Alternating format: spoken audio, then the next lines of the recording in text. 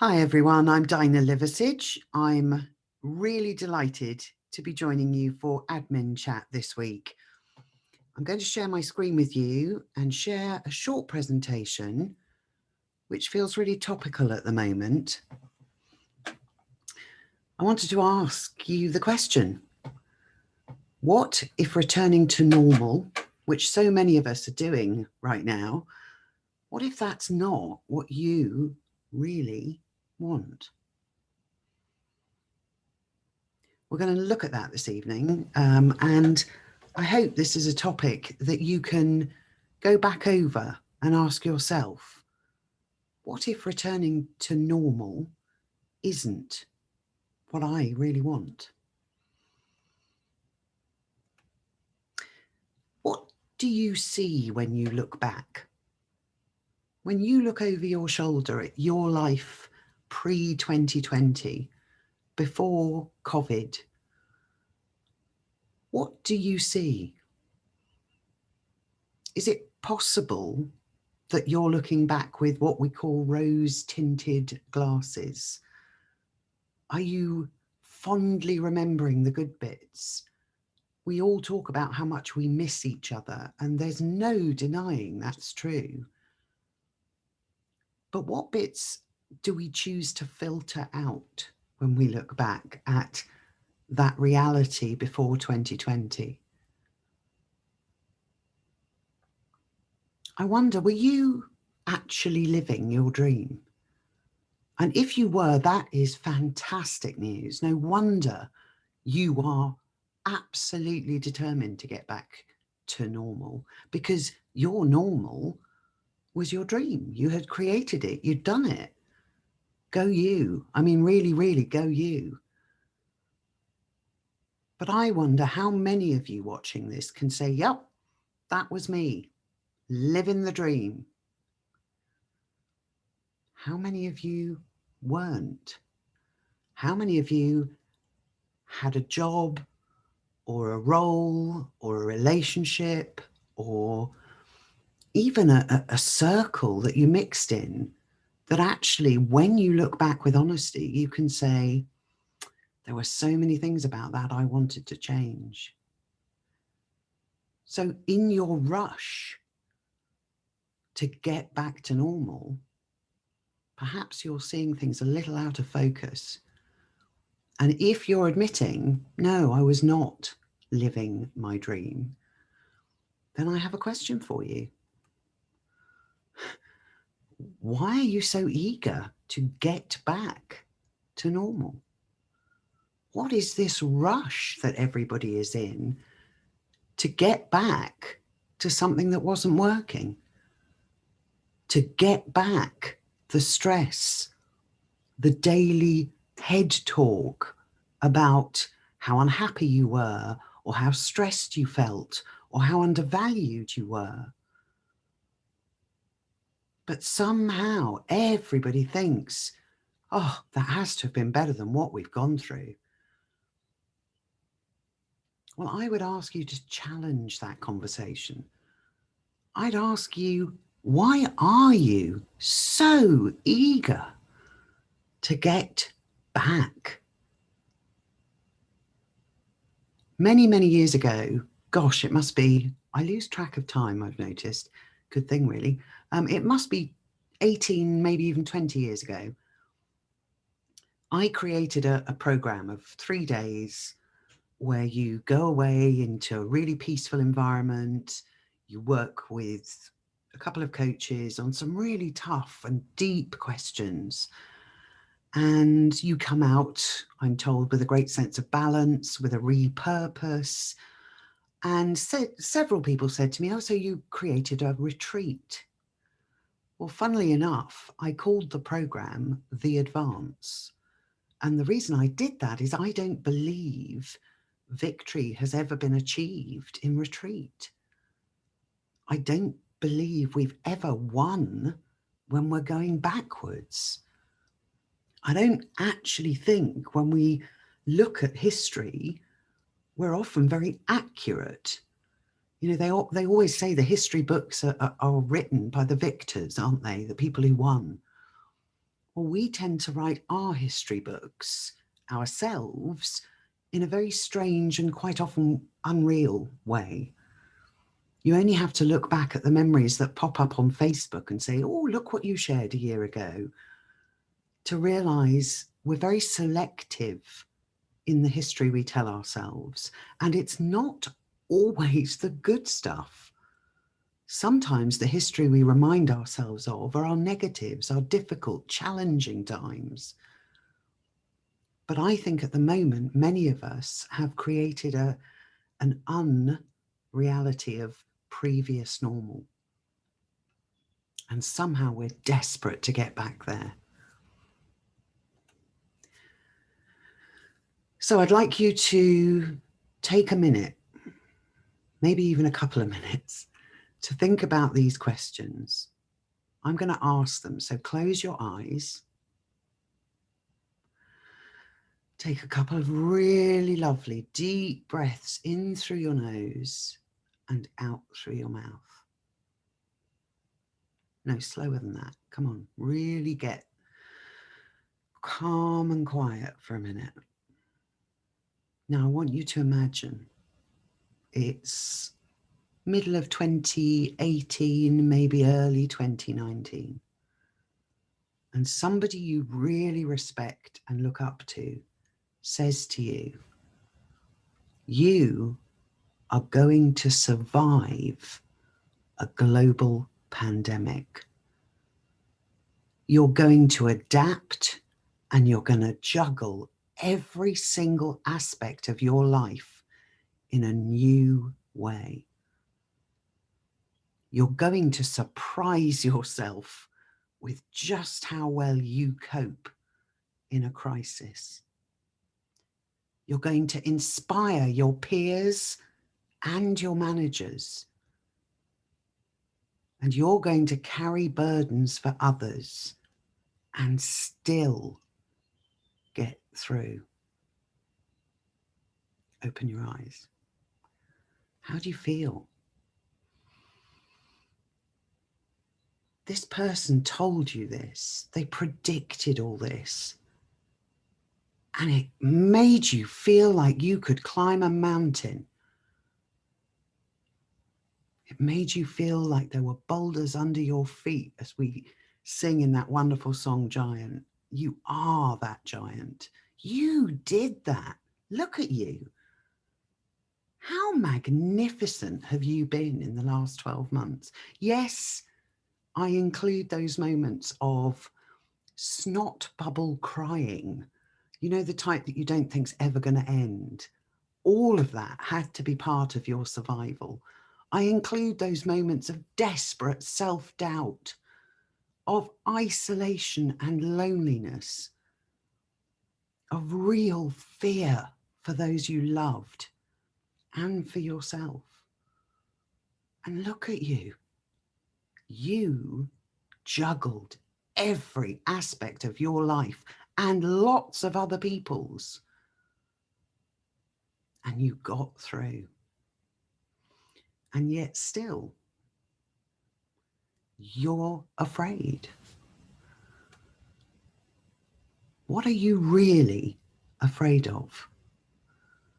What are you telling yourself, this story that you create about why you can't say to your business, to your company, to your executive, hey, you know, some of what we did could be normal going forward. There might be a different way for us to work, for us to be as a company, for us to achieve. What are you really afraid of? Are you afraid they'll fire you? Are you afraid they won't listen to you, that they'll say it's always been done this way and now we have to continue? We have to get back to normal because it was so good. What are you really afraid of? You have to tell yourself the truth about this. You need to make a list. And you also need to be more businesslike about this. You know, the best way to challenge your fears is to give them real evidence, to say, no, that is something I'm making up as a story for an outcome. I'm going to give it real evidence. I'm going to look at facts. I'm going to show real examples. And I'm going to look at my ability over the last year and how much I have achieved and who noticed and what they said. And I'm going to start carrying that with some pride and some joy. What are you really telling yourself is going to happen if you suggest going forward instead of going back?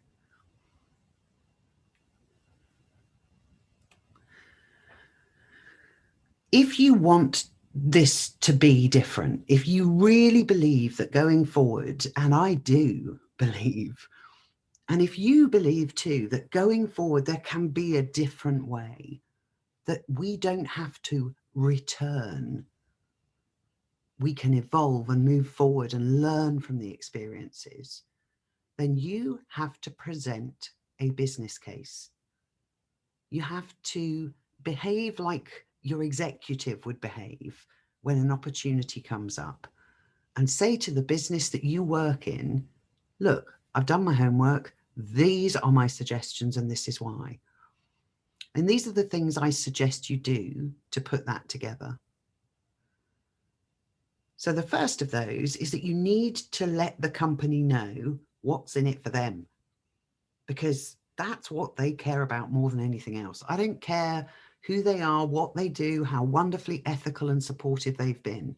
Their business case, what is in it for the company, has to be at the core of a decision to change the way they work. And you being passionate and sure about it is not enough. So create a list, a proper thought out list. What additional benefits will the company get? And also you get, but mainly what will the company get by adopting your suggested way of working going forward? Now, it could be that you've discovered during the last 12 months that when working from home, you have 100% less people stopping by your desk every day to ask you all those things that they don't bother to look up themselves because you're the encyclopedia and you know everything. And while it is hugely flattering and wonderful to know they think of you like that, how many times a day you're interrupted and the impact that has on the quality and quantity of your work will have been noticed in the last 12 months. You will have said, wow, I can get more done when I'm at home. People tend to interrupt you in a different way. And if you're really taking control of your day, you manage when you look at those interruptions. I only turn my Outlook on to look at my emails 3 times in a 24-hour period. No, I'm not telling you when, but only 3 times in any 24-hour period. So I decide when I get back to people, but it's always been looked at within 24 hours. And as a result, what may have been a constant interruption of bing, bing, bing isn't there. And that bing, bing, bing, those were the desk drop-bys, the, hey, have you got 5 minutes?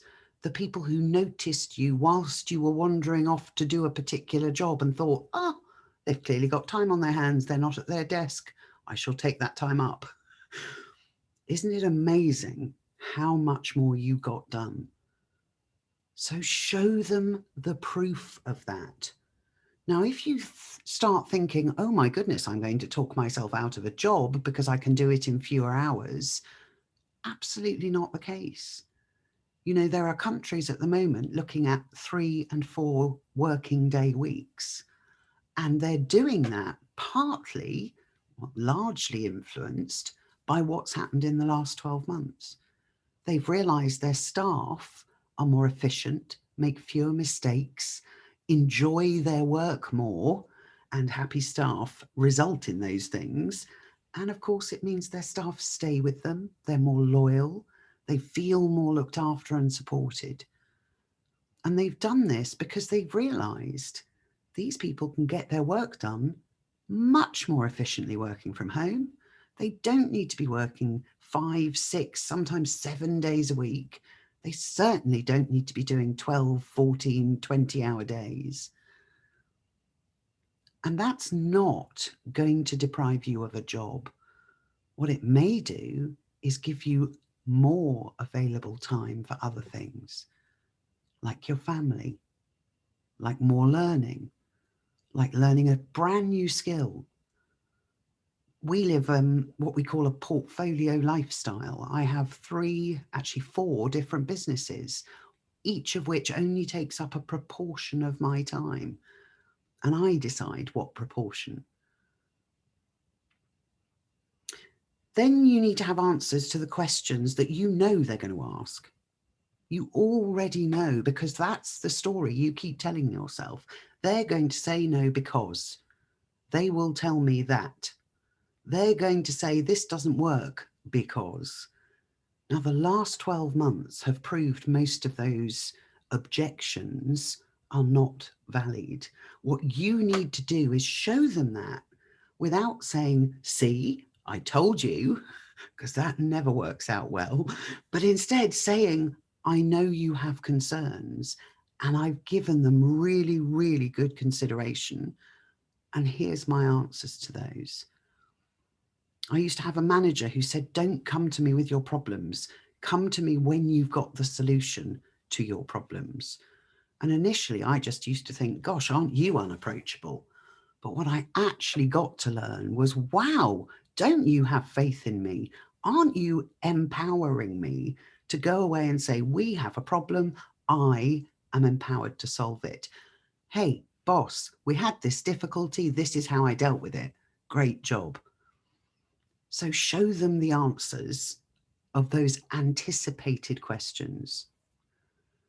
And then demonstrate when they say, why don't we try that for 3 months? Demonstrate to them, hey, we already tried it. Look at the trial we just did. It was thrust upon us without any of us having much say, and we still achieved these results.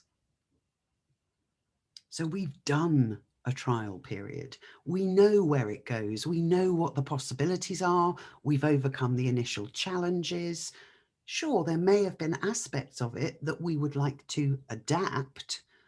And now that we can have contact, maybe there's an element of that that will build in the future. But look at the last 12 months as our trial period. What have we learned from it? And how do we now take that forward in our new way of doing things? And the last point I would make on this is, if you're really serious about this, and I get how frightening the marketplace is out there, I get that you may say, I don't have the luxury of feeling like this.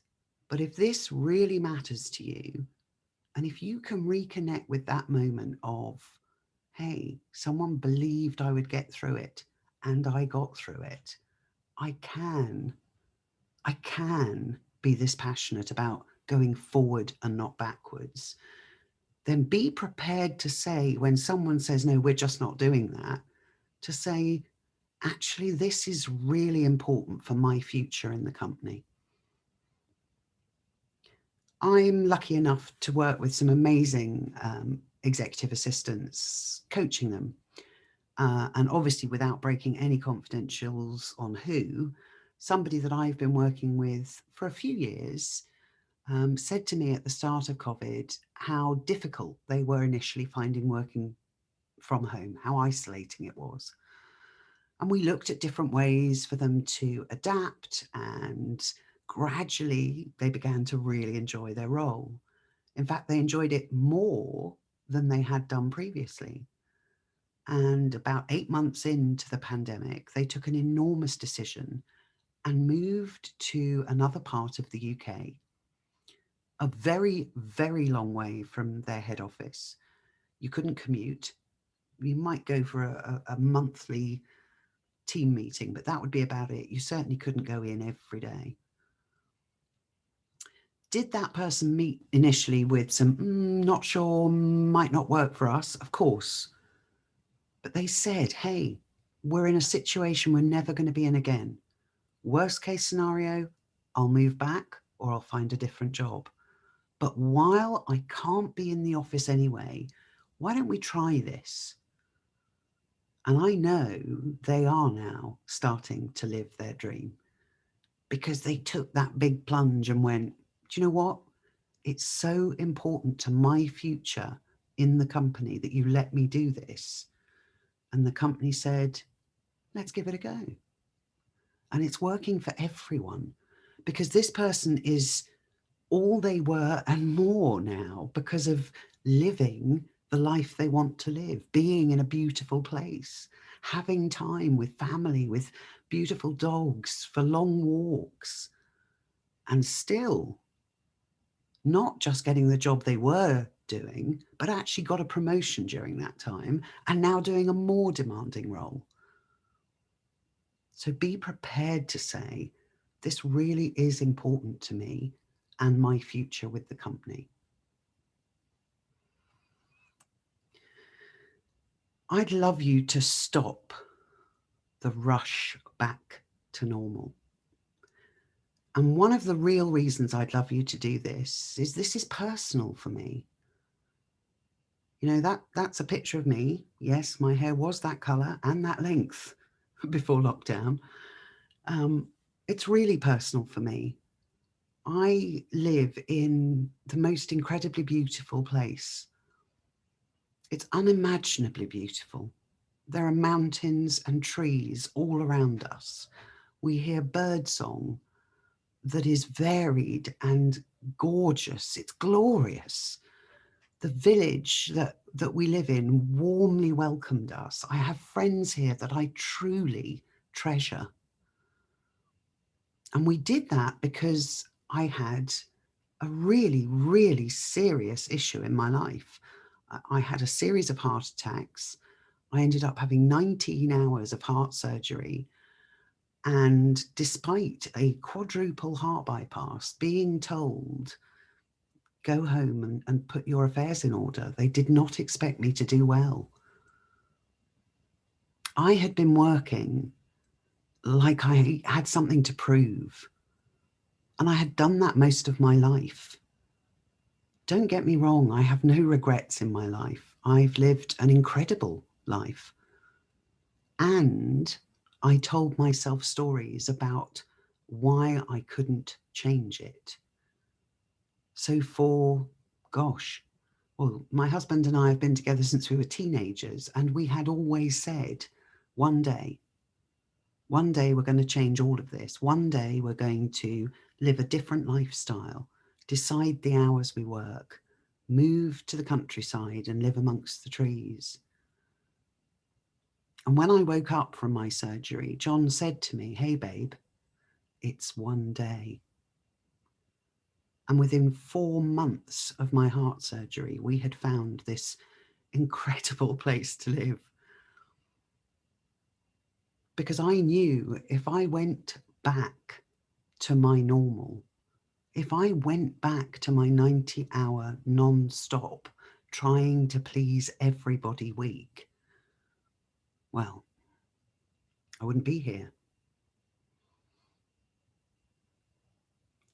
So let's stop the rush to normal and instead embrace the possibility that you can move forward, that you are that person who survived a global pandemic, who juggled everybody else's needs, wants, fears, demands, objections, and carried them through. Let's not rush to normal. Let's set a new path and decide it's okay to do it a different way. Thanks for joining me today. I hope you've enjoyed it. And I'd be really grateful if you'd connect. Say hello on Twitter at Dinah Liversidge, or connect with me on LinkedIn. Bye for now.